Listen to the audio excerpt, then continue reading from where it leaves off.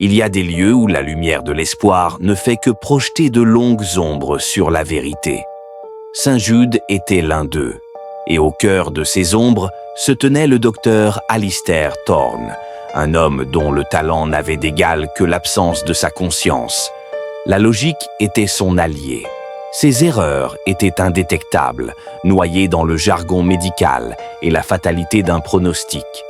La complication qu'il injectait était un cocktail subtil, juste assez pour faire croire que la nature avait repris ses droits. Il ne tuait pas au hasard. Il choisissait des patients isolés, ceux dont la disparition ne causerait qu'une vague de tristesse, pas une vague d'enquête. Mais même la logique laisse parfois une trace.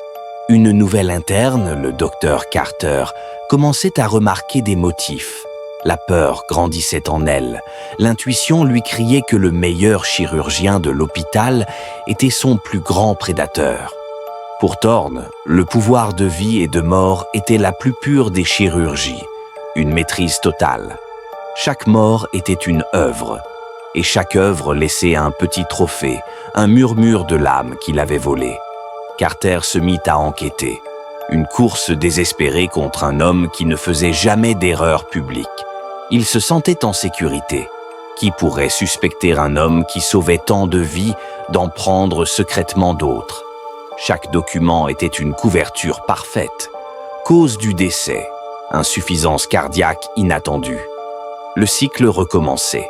La nouvelle victime était un homme doux, sans histoire. Le choix parfait. Thorne lui promettait l'avenir. Un mensonge dit avec le sourire le plus convaincant.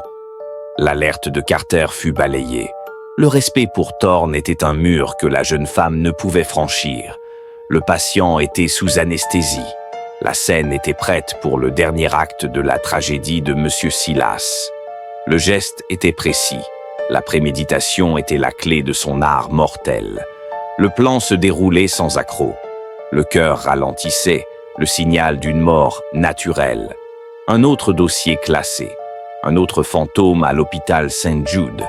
Thorne était invaincu, mais son règne touchait à sa fin.